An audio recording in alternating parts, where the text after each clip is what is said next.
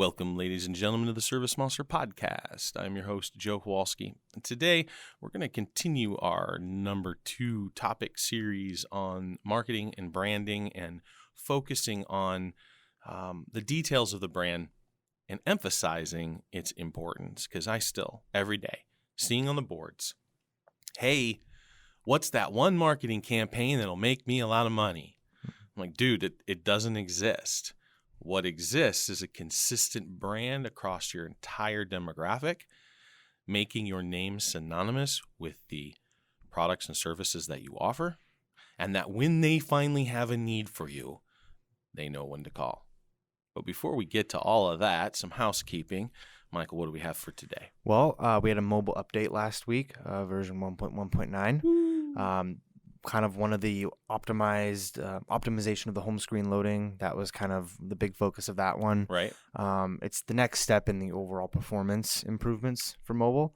There were some various bug fixes in there as well. We actually did 2 releases right in a row to fix even more stuff. There was one thing, certain people having issues with the app crashing after they updated it. Right. Key point here. I don't know, that camera maybe. Caching. If you're on Android, clear your cache for the app. If you're on iPhone, you can't really do that. So just delete it and reinstall it real quick. And that fixes the issue every time. So, and this is stuff that we're learning, right? Yep. I mean, for us, I talk about how much iterative cycles and learning and introspection meant.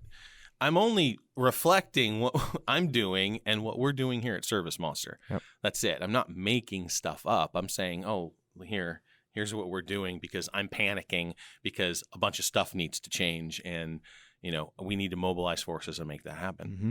Yep. So, yes, we're guilty of all of the stuff I talk about not doing.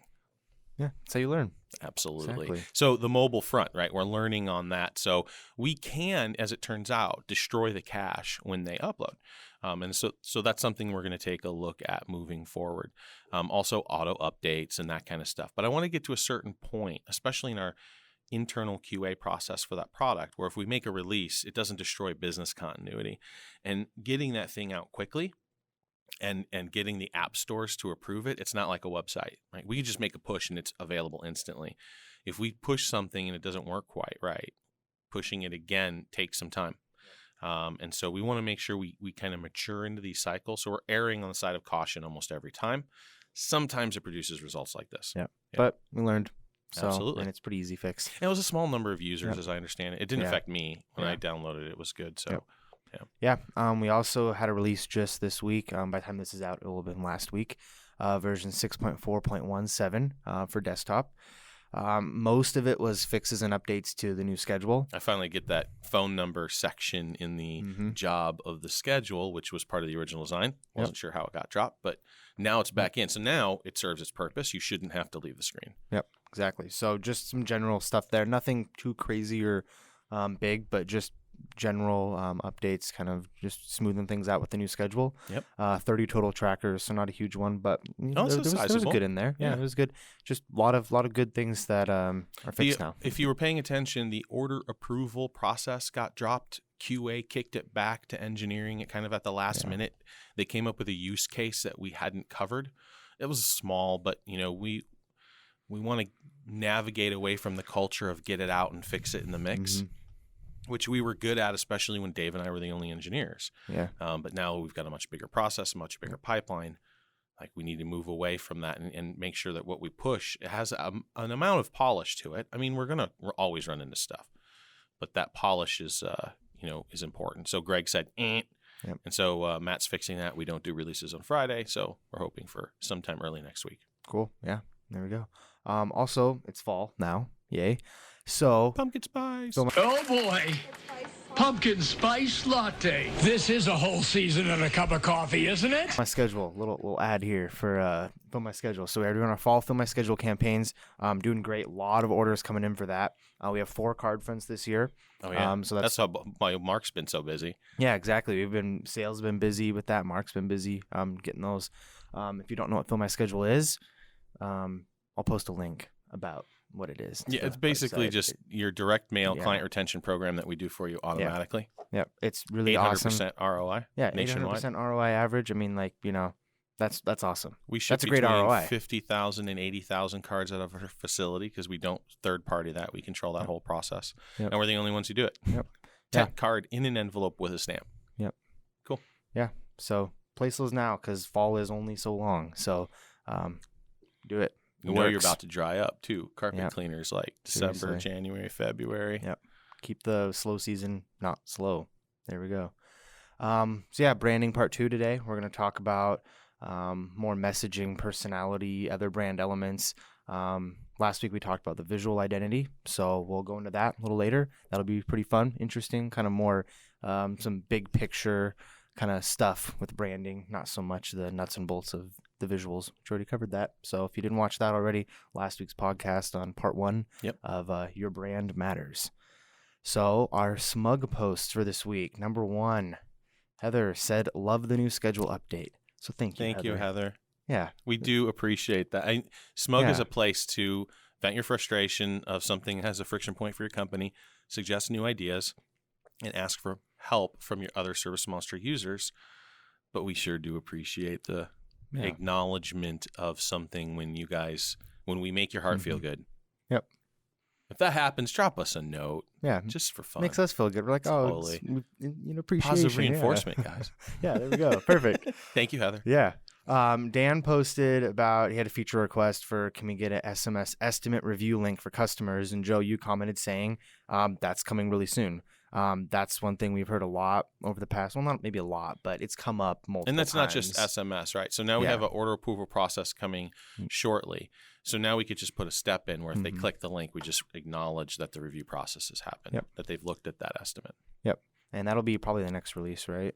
I don't know about that one because it wasn't on the docket, right? I mean, I might be able to that specific little piece. Okay. The order approval should be in, but the review might not be. Tracker created, assigned to the next sprint moving forward. I do have some pull. I can throw new trackers into an existing sprint, but I like to stay away from that. Yeah. Otherwise, I gum up the works, and all of a sudden, we're not releasing hitting dates. Yeah, but it'll be soon, so it's definitely something we're working on. Yep. Jordan said that he was having issues with reports not printing. The Brenda commented, and this was one. Was actually bringing it up because it was a Chrome issue. So Chrome did an update. That's right. And that somehow messed up something with Freaking how Chrome. we were, how ServiceMonster 6 is handling reports. The print icon basically just wasn't working. So I don't know if that's something. I'm assuming that's something we can fix. It's unfortunate. We're gonna have to figure it out. It's unfortunate that the whole app didn't fall apart. So no. I imagine it's just a different way we approach that particular button. Yeah. So if you're having issues with reports, we're aware of it. That's just one of those weird things that if you have happens. a choice, don't update Chrome. Yeah, I think mine does it automatically. So I don't know. Well, do we get a flood, or is this just a kind of the spear point? Like of people talking about this. This is the only one. I don't think anyone else commented. Amy hasn't brought it up in staff meeting, so yeah, it's not that not big yet. of a deal yet. Yeah, but we want to get it fixed. Absolutely. This one, Paul, brought up an issue with the schedule loading slowly, and you were able to work with him on Google Calendar. It's been happening to him for a long sync. time, and he's got a lot of moving parts. Yeah. Number one, giant database. Yeah. Right? It's a freaking amazing company. Number two, it's on the ChemDry network, and our technology right now. No, let me say this a different way. The tech can split the database up. HRI has specific stuff that assumes one database location. So we could split it up and greatly improve performance for HRI and the ChemDry network. Enhanced doesn't have this problem. But HRI would have to modify some toys, right? And we would have to do some of that, and they would have to do some of that, and it's kind of a big lift because the claws have been sunk in. So that's another reason why Paul says, okay, slow performance, because we say, yes, slow performance. So that's two. You got the occasional every 6 months we'll have a couple Mondays because David didn't dial in the new normal. And so he does that every once in a while. And we have some automated stuff in place that should, be auto-correcting that, but obviously we need to fine-tune it since it doesn't happen too often. We don't get to test it or see it in production too often. And then the third thing, which is what Paul's real problem was, which is what David suggested. Because, of course, I hit Dave. I go, Dave, Paul says the database is slow again. Fix that shit. And he kicks me back and goes, okay, I've taken a look. The logs are clear. Is he hooked up to Google two-way sync? And I was like, I'll ask him. So I sent him a message. He's like, yes, in Houston, I think we might have solved it. Of course, Paul always reserves judgment to come back and say, nope, it was wrong. You guys are still slow, which is great. But I think that we can offload that, number one, although I'm not 100% sure of the behind the scenes. And so I got to get in and architecturally talk with Matt about how we might be able to improve that general performance. But if you have two-way Google Calendar sync and you have a very large number of jobs, then yeah, you're going to see some serious lag, because when Paul turned it off, it got a lot better. I don't know if I would call it snappy because I wasn't in the observational chair. Mm-hmm. But he said it's pretty snappy, quote. Oh, that's true. He did say pretty snappy. So he didn't say snappy, but pretty snappy is good. So that's maybe an 80%, right? As far as how much we can squeeze out. So no, I'm very happy with that. So be aware of that. If you are using two-way Google Calendar sync and sometimes you're like, why is it so dang slow? That might be the reason. I'm going to dive in, see if we can architect something that shuffles this around so dependencies aren't firing or waiting on other dependencies, blah, blah, geek speak, blah, blah. And, hopefully we can drastically improve that. Yep, that's good. That's what SMUG's for, identifying 100%. Those weird, not normal kind of Paul's issues. Unbelievable. Yeah. He's like, gives us great feedback. Always. Yeah. Annoying sometimes. But it's because feedback. It's all true. It's like a mirror, right? Yep. It's like, oh. There's that thing. Yep, got to fix that. There That's we go. right. Yep, that's good. Yeah, Helps that's us an ego improve. thing. That has nothing to do with Paul. Yep. I guess not the last one for SMUG. Just a quick one here. Alan asked, tagged you in it, asking what's the best place to find SM6 tutorial training videos. Yes. You posted a link to the help site. It says old. Yeah. So people go, that must be the old And I was going to stuff. briefly talk about that. Good. Help site will be redone. It's something that we have started kind of. It's a big process. It's going to be a big project to update all of that and do a whole new site. But it is something that we are actively planning out how to approach. We haven't replaced Stephanie yet, right? Yeah. So the article and video train stopped, but she covered 90%. The problem is that we move so fast. Some of those videos now are outdated. So, so it's rough. We need dedicated people to help, which is a good segue into maybe I have developed a lesson platform that is embedded directly in ServiceMonster. And the idea is like point and show you stuff, accompanying with a 2-minute or a 90-second or a 60-second video. It's like, well, how do I do that? Well, go here, go here, go here. Here's your field. And then here's what it means. Or here's the record and here's what it means, or here's how to do this. And so we're playing around with this whole training platform in app, and I am super excited to get this out to you guys. We're probably going to do the setup wizard first, so it might be a while. That's what we'll run a kind of a beta with. Yeah. We'll replace the setup wizard with this lesson platform and see what the results are from new people coming in, especially for trial, right? There's a couple things that we just got to help them transition the gap from A to B, and then once that they're off and running. Look to that. But for now, we're going to help .servicemonster.net is up and coming. We're going to be moving articles and support documentation over to that. Yep. Yeah, we really want to provide the best, support that we can. And obviously we have great customer support with the phone chat. We rely on that too much, I think. And exactly. And as a result, we don't have, and of course it's better than our competitors. It's just not where we want it to be, exactly. Right? There's a giant amount of information. Mm-hmm. You can waste an entire weekend going through every video and diving into every aspect of ServiceMonster. Yep. So we have a lot. Don't get me wrong, but because we don't have a dedicated person to it, I feel like we're not giving it the attention it deserves. Yeah. Right? It's a lot of people doing a lot of other things, kind of giving a little bit to this, and it's just it's something that we're working on. Yes. It's important to us to be able to offer adequate help to our customers. I think the lesson platform drastically changes the nature. Really cool, right? And the nature of what the help site will become. Exactly. It just should be at that point a repository for knowledge-based stuff. Exactly. Yep. Yeah. Last one. This Melissa had a feature request, but this was kind of a cool one. Just a little tidbit here. She was looking for the ability to view multiple specific routes in the schedule, saying right now it's either all routes or one route. And saying she had like 5 routes, want to do like 2 of them, and she was asking about that. And I actually was able to respond to this. One of the few things that I actually was like, hey, I know, I saw it, and I was like, okay, like I know that. Yeah, I know. I was surprised I knew it too. Honestly, I was like, well, because I don't do a ton in 6, but you can do that through groups in your routes. When you go into your routes and you have the list, you can click on a route, you can add it to a group, and a little left side there's like a box there. You can have a group. So you select the drop down. Group was a wrong nomenclature here on the label, so we'll want to change that to tag, because that's really what it is. And so you can tag your route. Sense, you can tag your route, and when you set whatever tag you want, however you want, tag. So it can be what the route is good at. Maybe it's great at air duct and tile and grout, but not so good, carpet clean. I don't know. And maybe you have a pressure washing rig that's separate from your carpet cleaning rig, right? In that case, you can tag it carpet cleaning and pressure washing. Those tags, along with the individual route names, become selectable as a filterable option on your schedule. So you can drop down the list and you can say, give me Joe, or you can drop down the list and say, give me carpet cleaning trucks. Yep.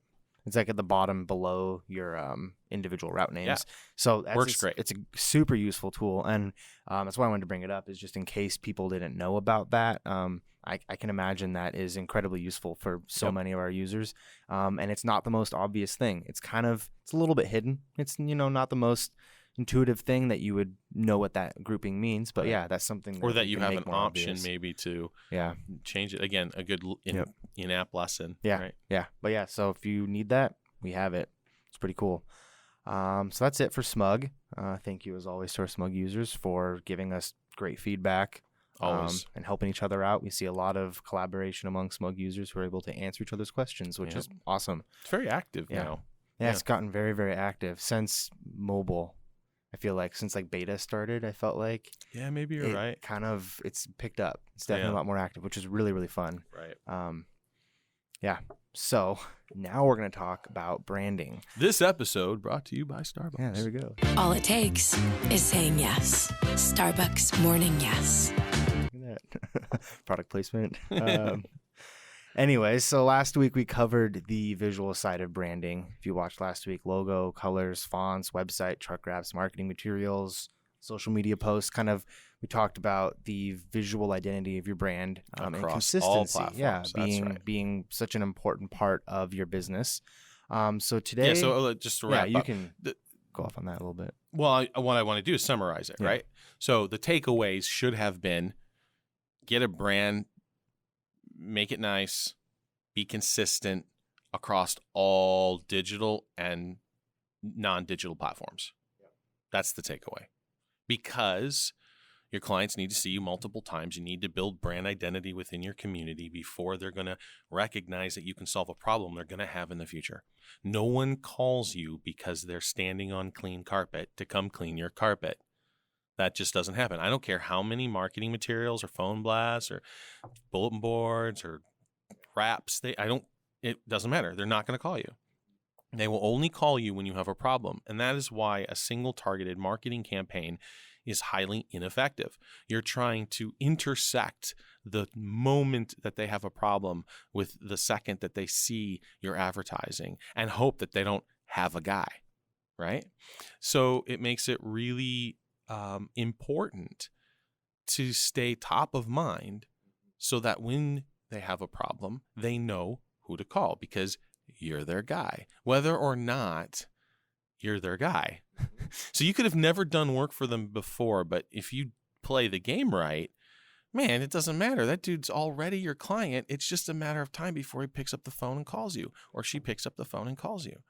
And so again, last episode, focusing on getting and paying attention to building a decent brand and then making that consistent across Facebook, and Instagram, and on your website, and on your truck, and on your business cards, and on your letterheads, and on everything. Mm-hmm. Okay. Yeah. So then, and that very, very practical. The visuals, the visual identity of your brand, very practical. So the other thing we can talk about now kind of is bigger picture, like the messaging, like how you convey your business and your services to your customers. Because that's also part of the brand is what you offer and how you communicate what you offer to your customers. So basically, like, what do you want to say to your customers? And the focus here is making it all about them. It's not so much like you don't, like we've experienced that. Like, you don't want to make it just like, boom, this is what we do. It's good to say this is what I do. We've been around for 5 years, and we own the most powerful carpet cleaning trucks you can buy. Yeah. And we, and I, and we, and I, and no. Mm-hmm. What can you do for them? Yes. Yeah, no one gives a shit about your tech, guys. Yeah. Like, I could talk to you all day long about my background tech, which is the equivalent to you talking to your customer about your truck mount. Mm-hmm. You don't care. Neither do they. Exactly. Yeah. But you do. That's important. Yeah. Awesome. Mm-hmm. It makes you happy. Have a great piece of equipment, whether you built your own pressure washing rig or, what have you. But your clients don't care. So make sure you're looking at it from their point of view. What are you going to do for them? Mm-hmm. Exactly. One cool thing I came across doing some research just on other people's perspectives on branding was this idea of making your customers brand ambassadors, like, of your brand. You want them to feel like invested in hiring you, and you want your customers to be proud of the work that you did. That is a big part of that is through a consistent brand identity of your messaging and your visuals. Everything makes them feel invested in it. They're like, well, this is a professional company that cares about me. They did great work. I had an awesome experience. Therefore, I'm going to go out and tell my friends.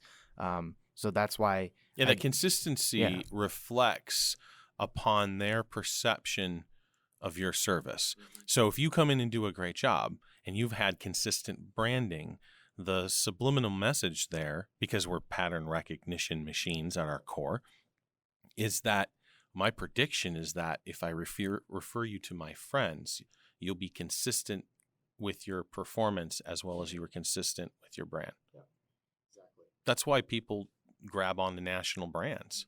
I mean, if you go to McDonald's in every state in this country, it'll be the same crappy tasting burger. But it's what to expect. But great fries. That's right. Fries. Yeah, exactly. Yeah, I mean, McDonald's is a great example of that. Honestly, the consistency, and that's an impressive level of consistency. Obviously, and it overcame a crappy product. Yeah, that's true. So, I mean, if you have a crappy product, I guess really good brand, and maybe you can make it. No doubt, marketing will beat out the. Now, I think the game is changing. I think the market responds to quality and talent, right? Especially in the social age. So I think that game is shifting. But it used to be because there was a limited number of gatekeepers and so a limited number of players on the board that if you outmarketed everybody, you didn't have to have the best product. And you hear stories about that all the time. Like Mr. Joe Schmo cared so much about the product and built a great company, but nobody really cared because no one knew about it because the marketing wasn't that great. Yep, exactly. So yeah, you do, and just to clarify one thing, you do want to make it obvious what you do in your brand messaging, because we talk about making it about what you offer your customers and what problem you solve for them. That is vitally important, but you do want to make sure it's obvious what you do, because I do see. Careful now. We're gonna create a flood of people who are like, "Oh, I need to rebrand." How the hell do I do that? We're gonna talk. We're gonna maybe mention that briefly, but just being clear, like, this is the service that I do offer. Yeah, if you in your name and tagline pick up a 10-year-old kid off the street and you ask them what you did and they have no idea, go back and rebrand. Exactly. That's really the core of it right there. It's a really good way of summing that up. We can also talk about your brand personality. This is something we hit on this a little bit last week, but I think this is something that is worth diving into a little more. Just with service industry in general, we see so many different brand personalities. Yeah. Do you have a corporate look? Do you have a tune that gives you, playfulness? Do you have something that's more serious? Do you have something that talks about you and what you care about, like the muscly flaming dude and the, you know what I mean? Yep. The super awesome truck mount picture and like there's a whole hierarchy of them. Yeah.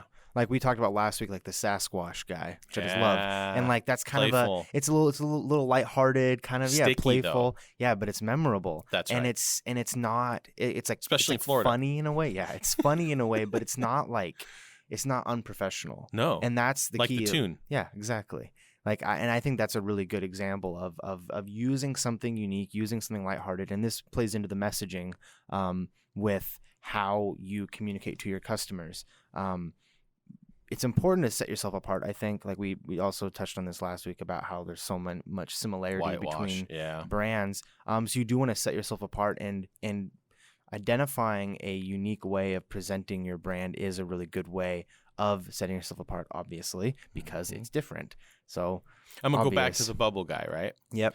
Now, and again, I haven't seen the output marketing material. I haven't seen everything he does, but in my head, in a perfect world, everything is centered around this bubbles, which means that every marketing piece has bubbles in the background, like a blue sky background with bubbles in it, right? Every business card, his website, his Facebook page, every image that he does has got freaking bubbles in the background somewhere. Has to have bubbles. And then that association is just really sticky. And it's like, oh, that's the bubble guy. Now, you may be like, oh, that's, if you don't know about his truck, oh, that's kind of clever. Bubbles he cleans. Still relevant, which is good. And then he shows up and bubbles blowing out the side and kids running around. They're like, oh, stuck. They will never forget that dude again. Yeah. I'm actually Of course, now I'm going to create a nationwide carpet cleaning bubble phenomenon. Yeah, right. Sorry, man. Bubbles everywhere. But that's actually, I'd be interested to look into his company more and see what his messaging is like, because I would assume with that, like, you do want your what you say and like the wording you use and how you convey your brand to your customers. I'll go see if I can find him. I don't remember. You want it to be consistent with the visuals. Yeah, I think I might be confusing him with another gentleman too, so I'm hesitant to say his name. Yeah. But I think he came to the symposium. Oh, really? I think so. Oh. If not, that's the person I'm confusing. So, anyways, we'll talk get later about that. that. Try to figure that out.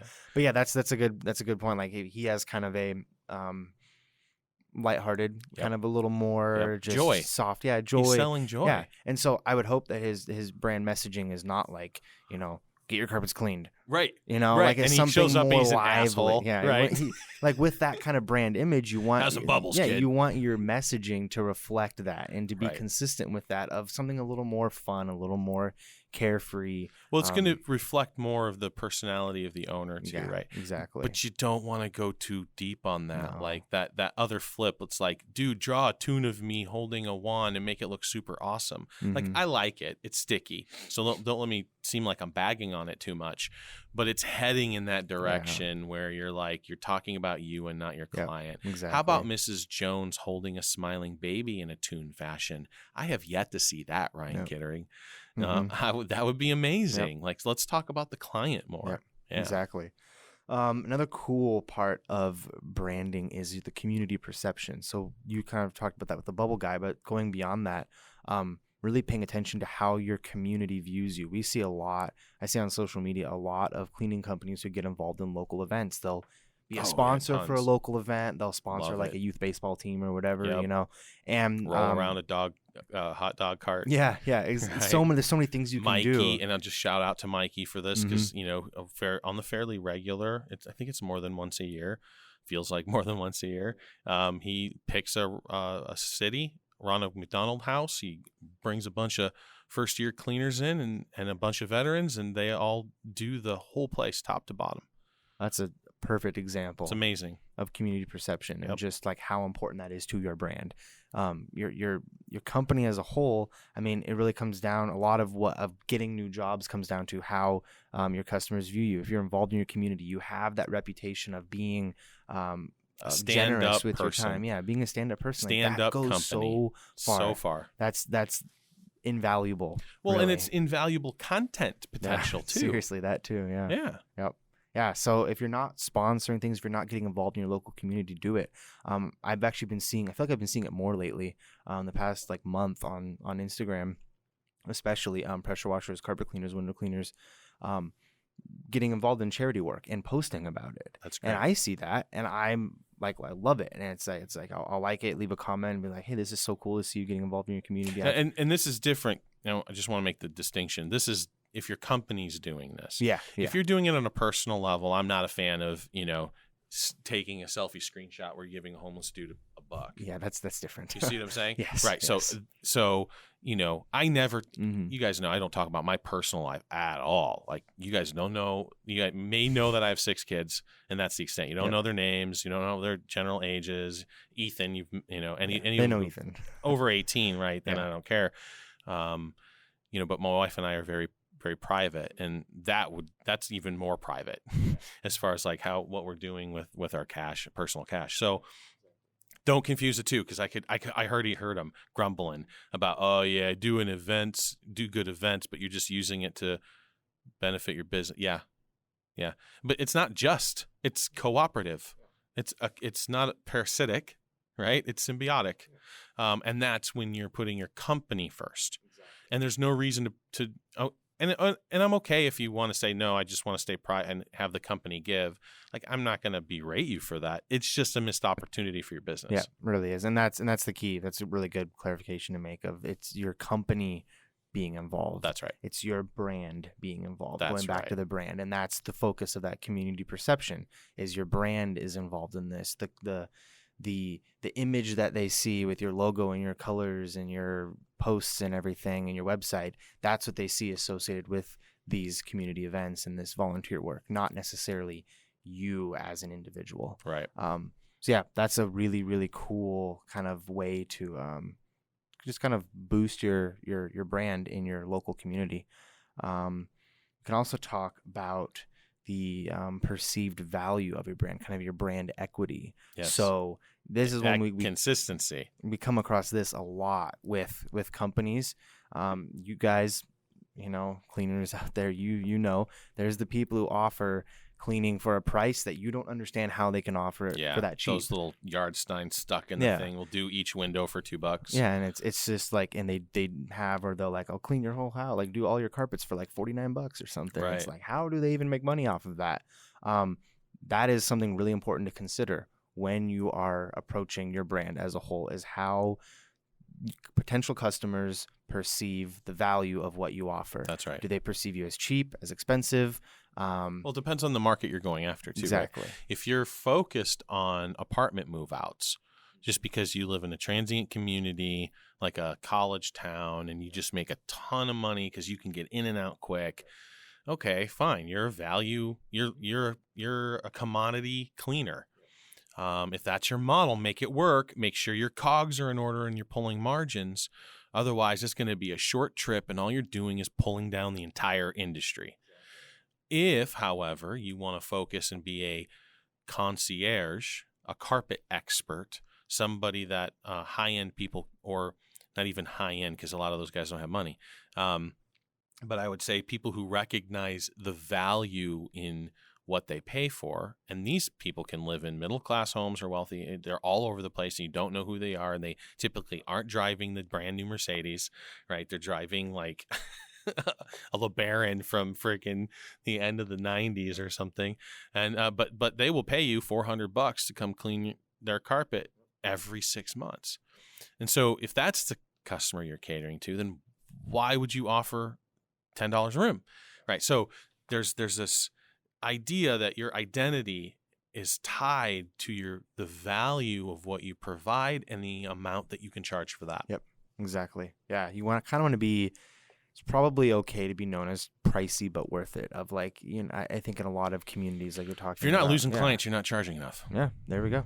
That's just it. You can take that to the bank. That's just it. I had another point that I wanted to bring up. Take for example, Clip Art Jimmy with spray lettering on the side of his van. Okay, you already know what that guy charges. I don't even have to say anything. Every single person listening or watching this had a picture in their head about what that invoice would look like, and it isn't more than $100. Now you pull up with a flame and wrap, right? Everything's polished and clean. 2 techs come out uniformed, booties, corner guards. Their equipment is not only clean, but they're cleaning it as they're cleaning. You're like, wow, they don't even like take the dirt with them, right? And so now what's that invoice look like? $600. That's what just popped in my head. So, and there are guys who do that. And 2-man crews versus 1-man crews and all that stuff plays into it. So, again, it's the consistency. Now you're talking a more fundamental level, right? Consistency in the brand, but also consistency in what the brand represents. And so that's got to be paramount to your business. Yep. Yeah. So we can, if you want to mention rebranding, I did put it on there. Okay. I was just saying. We can just touch on it. There's an article I wrote like 5 or 6 years ago. You can put a link to the thing on that. Yeah. And so that's interesting because we went through a rebrand. And shortly after that, I wrote that piece because it's not easy. No. So what notes do you have on I just was going to say it's okay to rebrand. That's right. It because is okay. That's the main thing. It can be scary for a lot of, especially smaller businesses. It's scary, but it is okay to rebrand because if you need it, if you go through all these things, you're listening to this and you're hearing like, oh man, I should do that differently. Oh, I should do that differently too. And oh, I could totally improve that. If you're kind of making that connection a lot, then maybe you should consider rebranding. It's going to be worth it long term. Right. The ROI is going to be there. Yeah. So if you're listening to us and you're like, damn, I use a clip art. Damn, my name doesn't say what I do. Damn, it's about me, not them. And then guess what? Do it. The ROI is going to be there. Do it during the down season when it won't have a lot of effect. And for 1 full year, co-brand. So-and-so, formerly so-and-so, same ownership, right? In your materials, like you are reaching out to your clients on a regular basis, right? Because if you're not doing that, then who cares about the rebrand? Oh, it's going to cost me money. No, it's costing you money. It's not going to cost you money. It's costing you money today. And yes, the rebrand may cause a dip in your sales for 2 or 3 months. Eat it. Eat it because the percentage of growth in the high season will be well worth it. Exactly. Yeah. And that kind of just ties everything back together of looking at your business as a whole and focusing on you kind of want to go back, honestly, if you're approaching a rebrand or approaching branding in general. Maybe you're a new business and you haven't really established a brand yet. Kind of go back to your core mission, your core values with why you started a company. So you can ask yourself questions like, why did I start this business? Like what values are important to me or to us as a company? Like read the story brand. Yeah, story brand. Read the story brand. Yeah, it goes into all this, like of why, like what makes us special, what service do we offer that sets us apart, and use your answers to that to craft your brand. Yep. Especially if you're doing a rebrand. Really, if you're going to do a rebrand, do it. You got to do it right. I mean, it's a big step to take. It's worth doing, but do it right. You have to approach it with the right perspective of improving.